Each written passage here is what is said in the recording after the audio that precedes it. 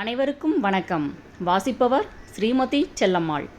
கவி பேரரசு திரு வைரமுத்து அவர்களின் தமிழாற்றுப்படை நூலை தொடர்ந்து கொண்டிருக்கின்றோம். நூலின் அத்தியாயம் திருமூலர்.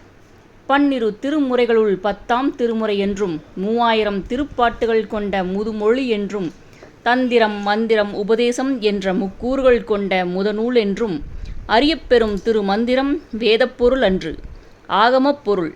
ஓதப்படுவது வேதம், ஒழுங்கு செய்வது ஆகமம். சிவப்பொருளை உள்ளீடாக கொண்டு உறுதிப் பொருளுரைக்கும் மெய்யாற்றுப்படை இதுவென்று சைவத் தமிழர்களால் பேசப்படுவது, தலைமுறைகளால் பேணப்படுவது திருமந்திரம். சமய மறுப்பாளரும் இதனை சமய நூல் என்று கருதவியலாது. நம் முன்னோர்கள் கட்டி எழுப்பிய திருக்கோயில்கள் கண்டவிடத்து சிற்பக் கலைக்குச் செழுமை சேர்த்த இனத்தார் பெருமை இதுவென்று கடவுள் மறுப்பாளரும் களி கூறுமாறு போல திருமந்திரத்தின் சிவப்பொருள் கழித்தும் இது தமிழர் தத்துவ சாரத்தின் தனிப்பணுவல் என்று தடந்தோள் விரியலாம். இது அறமாக விளங்கும் தமிழர் மெய்யியலுக்கு வரமாக வந்த வரவென்றும் வெவ்வேறு கால வெளிகளில் விளங்கி வந்த தமிழர் தம் தத்துவ முத்துக்களை ஆரவாரமில்லாமல் தொடுத்த அறிவாரமென்றும் தமிழ் சமயம் கருதுகிறது. மந்திரம் என்ற சொல்லாட்சியை முன்னிறுத்தி ஸ்ரீ மந்திரமாளிகா என்னும் வடமொழி நூலின் தமிழ் வடிவுதான் திருமந்திரம் என்று கருதி கழிந்தாரும் உளர். ஆனால் மந்திரம் என்ற சொல் நிறைமொழி மாந்தர் ஆணையிற் கிளந்த மறைமொழி தானே மந்திரம் என்ப என்று தொல்காப்பியத்திலேயே துளங்கி விளங்கி புழங்குகிறது. மேலும் அவர்கள் விடயமாக சுட்டிய அந்த வடமொழி நூலுக்கு தடயமே இல்லை. ஆகவே இது தமிழர் தத்துவத்தின் முழு முதல் காட்டும் முதுநூல் என்று கொள்வதே உண்மையை மகிழ்வுறுத்துவதாகும். ஒரு கருத்தையோ ஒரு நூற்பொருளையோ அது பிறந்த காலத்தின் வேரடி மண்ணோடுதான் விளங்கிக் கொள்ள வேண்டும். ஆனால் திருமூலர் குறித்தும் அவர்தம் காலம் குறித்தும் நெற்றியில் முளைத்த முடிபோல் நம்ப முடியாத சில கதைகள் நாட்டில் நிலவுகின்றன. கையிலையிலே நந்தியருள் பெற்ற சிவயோகி ஒருவர் அகத்திய முனிவரோடு அளவலாவும் ஆசையுற்று தென்னாடு பயணித்த போது காவிரிக்கரை கடந்தாராம். அங்கே மூலன் என்னும் மாட்டிடையன் ஒருவன் இறந்து கிடந்தது கண்டு காம்புவழி பால் சொரியும் பசுக்கள் கண்வழி நீர் சொரிய கண்டாராம். பசுக்களின் துயரம் தீர்க்க கருதிய சிவயோகியார் மூலன் உடலில் கூடுவிட்டு கூடு பாய்ந்தாராம். மாடுகளை வீடு சேர்த்து தம் உடல் தேடி சென்றபோது அது தொலைந்திருக்க கண்டு திருவாவடுதுறை அரசமரத்தடியில் அமர்ந்து யோகநிலையுற்று ஆண்டுக்கொன்றாய் 3000 பாடல் பாடினாராம். அதுதான் தமிழ் 3000 என்னும் பெயரிய திருமந்திரமாம். இந்த கதை உண்மையின் கோடுகளுக்குள் இல்லை என்றே தோன்றுகிறது. மூலன் என்னும் தமிழன் பெருமையை தமிழனுக்கே வழங்காமல் அதனை வடநாட்டு சிவயோகிக்கு வார்த்து கொடுப்பது என்ன நியாயம்? ஏன் ஓர் இடையன் ஞானமுறக்கூடாதா? அல்லது ஞானமுறுதல் இயலாதா? கண்ணன் என்ற ஓர் இடையன் கீதாபதேசம் செய்வது சாத்தியமெனில் தெற்கே ஓர் இடையன் மந்திரோபதேசம் செய்வது சாத்தியமாகாதோ? ஆகும். அவன்தான் திருமூலன். திருமூலரின் காலம் சுந்தரமூர்த்தி நாயனாருக்கு முற்பட்டதென்றும் 7ஆம் நூற்றாண்டுக்கு உட்பட்டதென்றும் திருவாவடுதுறை ஆதீனம் கூட்டிய திருமந்திர மாநாட்டில் பன்மொழி புலவர் தே.பொ.மீ கூறிய கூற்றை ஏற்றுக்கொள்வது இயல்புடையதாகும். திருமந்திரத்தின் தொடர் அமைதியும் திசை சொல் வாசனையும் மொழி நெகிழ்ச்சியும் மாற்று உள்ளடக்கமும் இந்த கால எல்லைக்கு கட்டியம் கூறுகின்றன. 7ஆம் நூற்றாண்டின் காலப்பெருவெளியில் திருமூலரை புடம் போட்டால் உண்மையின் உள்ளொளி தெரிய வரும். பௌத்த விகாரைகளும் சமண பள்ளிகளும் தத்தம் மதங்களை நிலைநிறுத்த நிறுவனப்பட்ட போது சைவமும் தன்னை அகத்தும் புறத்தும் கட்டமைத்து கொள்ள காலம் அறிவுறுத்தியது. நாயன்மார்கள் சைவத்தை தோத்திரங்களால் தூக்கி நிறுத்திய காலையில் அதனை சாத்திரங்களால் கட்டியெழுப்ப வேண்டிய கட்டாயம் நேர்ந்தது. நாயன்மார்களின் நெகிழ்ந்த தமிழையும் சித்தர்களின் செறிந்த மரபையும் கூட்டி குலைத்து சித்தாந்த பணுவல் செய்யும் திருப்பணியை செய்யுள் தெரிந்தவரெல்லாம் செய்ய இயலாது. சைவத்தின் திருவையும் சித்தர்களின் மந்திரத்தையும் ஒன்று கூட்டி தமிழ் செய்ய தொன்று தொட்ட பேரறிவு வேண்டும். அது திருமூலர் என்ற திருமுனிக்கே வாய்த்திருந்தது. சைவ சித்தாந்தத்தோடு சித்தர்களின் ஞானம் கலந்த பிறகுதான் தத்துவ நிலை கடந்து அது வாழ்வியல் நோக்கி வளர்ந்தது. பதி பசு பாசம் என்ற குழுவுக்குறி கொண்ட சைவ சித்தாந்தம் பதியை தலைவராகவும் பசுவை உயிராகவும் பாசத்தை பற்றாகவும் சுட்டி செல்கிறது. தலைவன் என்ற சொல்லை சிவமென்று செய்து கொண்டார்கள் சித்தர்கள். பற்றறுத்த உயிர்கள் சிவப்பொருள் சேர்வதே உயிரின் உச்சம் அல்லது பிறவி பெறும் பேறு என்று நம்பினார்கள். அழியா பொருளோடு ஐக்கியமாவதற்கே இந்த அழியும் பொருள் பிறந்தது என்ற கருதுகோளையே சைவ சகடத்தின் அச்சாணி ஆக்கினார்கள்.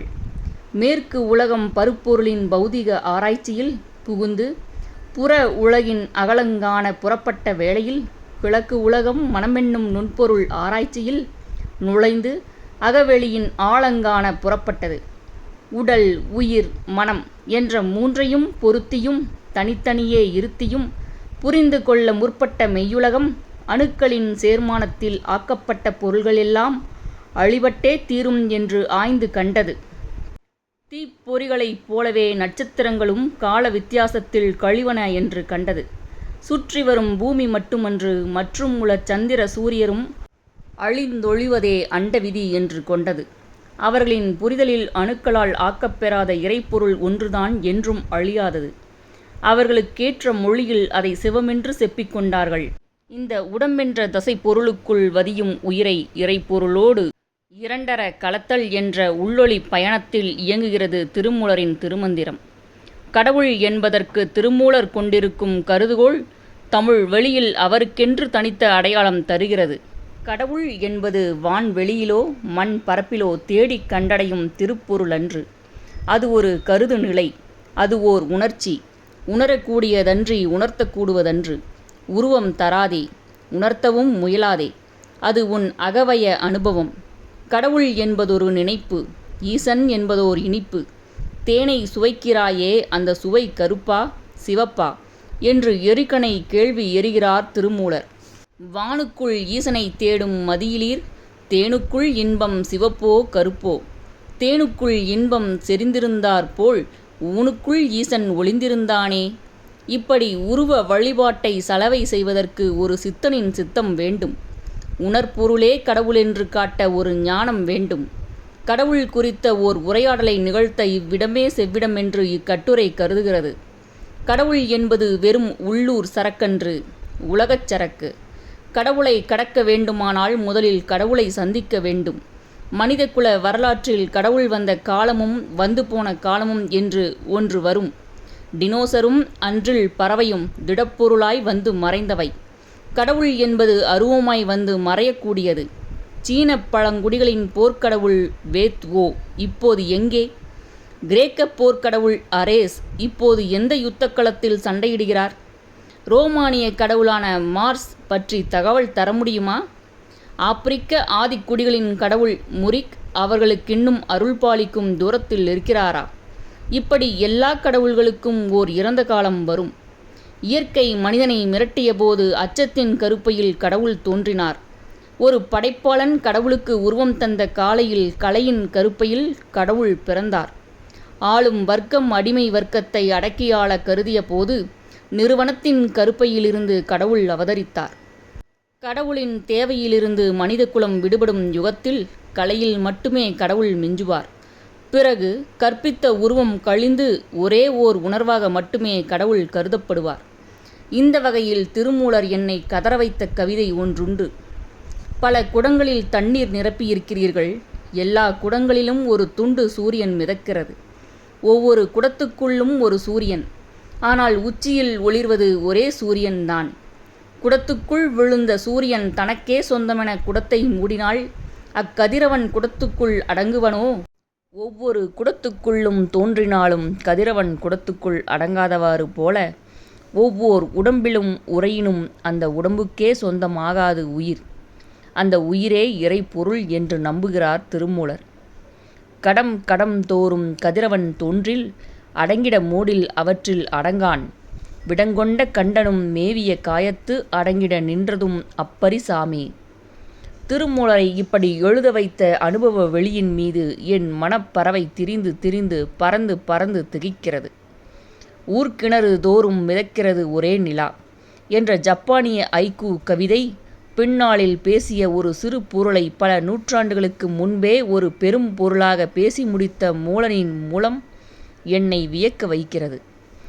எல்லா உடம்புக்குள்ளும் உறைவது இறையென்று நம்பப்படுவதன் இன்னொரு துண்டு என்ற கோட்பாடுதான் ஒன்றே குலமும் ஒருவனே தேவனும் என்ற உலகப் பெருங்கருத்தை முன்வைக்க செய்தது மூலரை.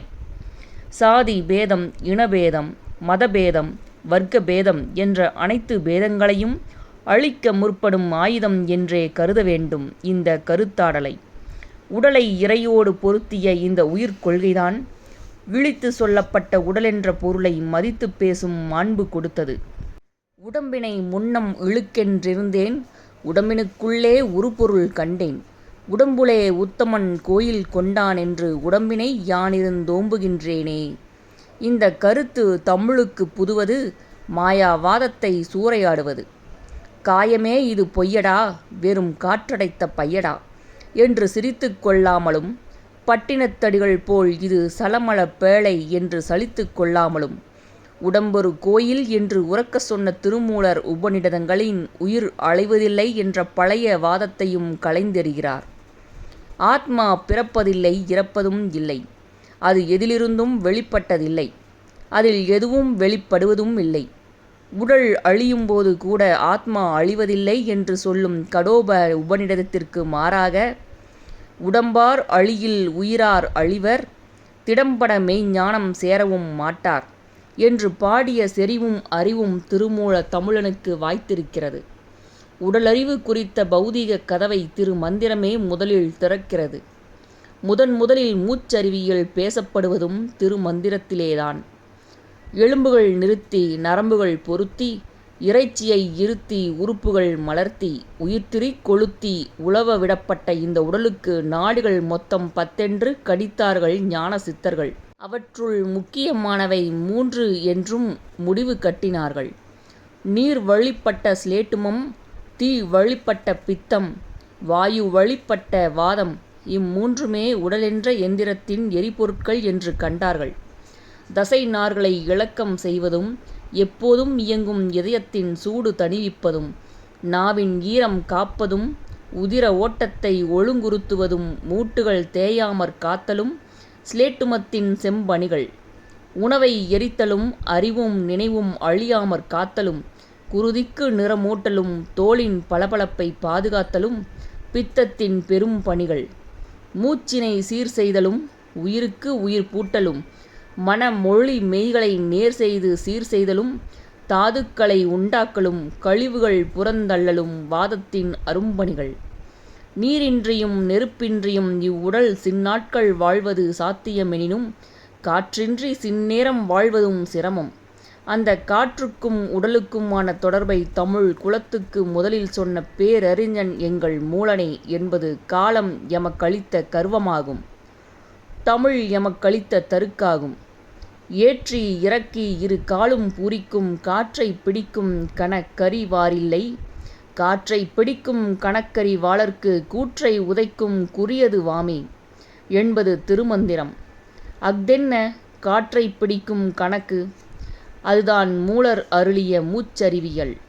பகலில் 8 மில்லிமீட்டர் சுருங்கி இரவில் 8 மில்லிமீட்டர் நீண்டுவிடும் இந்த உடம்புக்கு படுத்திருக்கும் போது நிமிடத்திற்கு 9 லிட்டரும், அமர்ந்திருக்கும் போது 18 லிட்டரும், நடை பயிலும்போது 27 லிட்டரும் மூச்சுக்காற்று தேவைப்படுகிறது. சராசரியாக 250 கோடி முறை துடிக்கும் இந்த இருதயம் ஒரு நாளில் 18,000 லிட்டர் இரத்தத்தை இறைக்கிறது. காற்றால் தான் அந்த இயக்கம் நடைபெறுகிறது. இந்த காற்றுதான் நுரையீரல் சென்று உயிர் வளி, நைட்ரஜன், ஹைட்ரஜன், உயிராற்றல் எல்லாவற்றையும் உதிர ஓட்டத்தில் கலக்கிறது. உதிர ஓட்டத்தின் மூலம் அவை செல்களுக்கு பரிமாறப்படுகின்றன. அவற்றின் கழிவுகள் மீண்டும் உதிரத்தில் கலக்கின்றன. அந்த கழிவுகளையெல்லாம் நாம் விடும் வெளி மூச்சுதான் வெளியேற்றுகிறது. உட்சுவாசம் உணவு, வெளி சுவாசம் கழிவு. உயிரின் இயக்கம் காற்றுதான். சொல்லப்போனால் உயிரே காற்றுதான். அந்த காற்றை இழுத்தல், இருத்தல், வெளியிடுதல் மூன்றுக்கும் ஒரு கணக்கிருக்கிறது என்று கண்டார் திருமூலர். அந்த காற்றை பிடிக்கும் கணக்கை அவர் வழியில் உங்களுக்கு காட்ட விளைகிறேன். மூவழிகளில் வினைப்படுகிறது மூச்சு. பூரகம், கும்பகம் மற்றும் இரேசகம். பூரகம் என்பது காற்றை இழுத்தல், கும்பகம் என்பது உள்ளே இருத்துதல், இரேசகம் என்பது வெளியே விடுதல். இந்த பூரகம், கும்பகம், ரேசகம் மூன்றுக்குமான கால அளவே காற்றை பிடிக்கும் கணக்கு. 16 நொடி மூச்சை உள்ளிழுத்து 64 நொடி அதை உள்ளே இருத்தி 32 நொடி மூச்சை வெளியிட்டால் மட்டுமே சித்தர்கள் கண்டறிந்தபடி 72,000 நரம்புகளுக்கும் உயிர் சத்து ஓடி உட்சேரும் என்பது திருமூலர் கணக்கு. ஏறுதல் பூரகம் ஈரெட்டு வாமத்தால் ஆறுதல் கும்பகம் 64 ஊறுதல் 32 அதிரேசகம் மாறுதல் ஒன்றின் கண் வஞ்சகமாமே என்பதே காற்றை பிடிக்கும் கணக்கு. இது சராசரி மனிதருக்கு சாத்தியமில்லை. சாத்தியம் செய்தோன் சராசரி இல்லை. உயிர் இயக்கத்தின் வழியே காற்றும் காற்று இயக்கத்தின் வழியே உயிரும் ஒன்றுக்கொன்று பரிமாறிக் கொள்வதன் கருமூலம் கண்டு சொன்னவர் திருமூலர். அருகம்புல்லின் நுனியில் தூங்கும் பனித்துளி அளவில் விந்தணுவில் ஒரு கரு முளை விட்டதும் ஓடி வந்து சூழ்ந்து நின்று அந்த கருமுளையை காவல் செய்வதும் காற்றுதான். உயிருள்ள காலம் வரை உடன் உறைவதும் காற்றுதான். இப்படி பேணப்படும் உடம்பின் பெருமை சொன்னதும் திருமூலர்தான். உயிர் விட்டதும் இது உதவாத பொருளென்று உதறித் தள்ளுவதும் திருமூலர்தான். மரணத்தை புரிந்து கொள்வதில் தொடங்குகிறது மனித இனத்தின் நாகரிக முதிர்ச்சி. மரணம்தான் இந்த பூமியின் தொடர்ச்சி. அது இன்னோர் உயிருக்கு தன்னை விட்டுக் கொடுக்கும் இடப்பெயர்ச்சி. சொல்லப்போனால் மரணம்தான் பூமியின் புராதன சுத்திகரிப்பு. நாம் எல்லோருமே நம் முன்னோர்களின் மரணத்தில்தான் வாழ்ந்து கொண்டிருக்கிறோம். உதிர்ந்த சருகு வழிவிட்ட இடத்திலிருந்துதான் புதிய தளிர் புறப்பட்டு வருகிறது. மரணம் என்பதை பூரணம் என்று புரிந்து கொள்கிறவன் பெரும் பேற்றாளன். மரணத்தால் இந்த உடல் பெருக்கி எரியப்படும்போது அதனால் பெருக்கி எரிய முடியாத பெருஞ்செயல் செய்தவனே மரணத்திற்கு மரணம் தருகிறான். மரணத்தை வீரத்தோடு தழுவிக்கொள்கிறவன் தன்னைத்தானே ஆசீர்வதித்து கொண்டவன் என்ற உத்தமர் காந்தியடிகளின் வாசகம் நல்ல மரண ஊர்வலத்திற்கு முன்னால் நடந்து போவதை பார்க்கிறேன். நிலையாமையை சொல்லி நெஞ்சுறுதி ஊட்டுகிறார் திருமூலர். செல்வத்தின் நிலையாமை சொல்ல வந்த திருமூலர், உனது செல்வம் உன்னை ஒருபோதும் காப்பாற்றாது, உனது நிழலில் நீ ஒதுங்க முடியுமா என்று கேட்கிறார். குடம் உடைந்தால் ஓடு மிச்சம், உடல் உடைந்தால் ஏது மிச்சம் என்று எள்ளி நகையாடுகிறார். மரணம் பூமியின் நிலைத்த மெய் என்று உலகோடு உரையாடுகிறார். எப்போதோ பயின்ற ஒன்று இப்போது நினைவாடுகிறது. வாழ்க்கை மரணத்தை பார்த்து கேட்டதாம், என்னை ஏன் நேசிக்கிறார்கள், உன்னை ஏன் வெறுக்கிறார்கள்? மரணம் சொன்னதாம், ஏனெனில் நீ ஓர் அழகான பொய், நான் கடினமான உண்மை. உண்மையை எதிர்கொள்வதும் கடைசியில் ஏற்றுக்கொள்வதுமே வாழ்வின் உள் மையம்.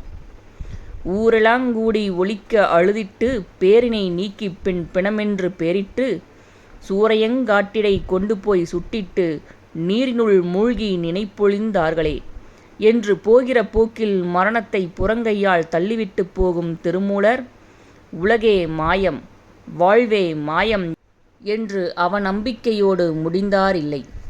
அதிலும் அவர் உறுதிப்பொருளே உரைக்கிறார். அழிவன கண்ட மனிதா, இன்னுமா நீ அறம் அறிந்திலை என்று மனித குலத்தின் கபாலத்தின் மீது இடித்துரைக்கிறார். ஒழிந்தன காலங்கள் ஊழியும் போயின, கழிந்தன கற்பனை நாளுங் குறுகி, பிழிந்தன போல தம் பேரிடர் ஆக்கை, அழிந்தன கண்டும் அறம் அறியாரே. நிலையாமையும் மரணமும் மனிதனை அறத்திற்கே ஆற்றுப்படுத்த வேண்டும் என்று ஆணையிடும் திருமூலர் மனித குலத்தின் மாமருந்தானவர். இப்படி ஒரு ஞான மகனை பெற்றெடுக்க என்னத்தவம் செய்ததோ எம் தமிழ் இனம்.